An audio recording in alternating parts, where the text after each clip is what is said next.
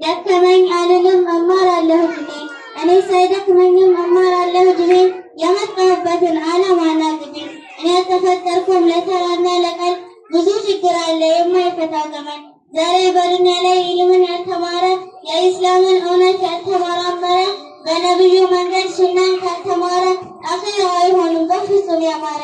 ስለዚህ ኢስላሜን በቃ እማራለሁ ያልበኝ ይከበኝ እጽናናበታለሁ መንሀጅ ሰለፍ እኖርበታለሁ ሐቅና ባጢሉን እለይበታለሁ።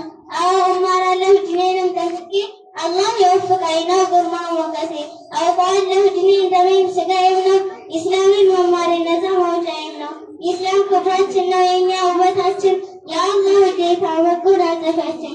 ታዲያ እንዴት አልማር ይህንን ውድዴ እውነቱ ሞት መጥቶ እስኪወስደው ነፍሴን እውነቱ ሞት መጥቶ እስኪወስደው ነፍሴን። ወሰላሙ አለይኩም ወረሕመቱላሂ ወበረካቱህ።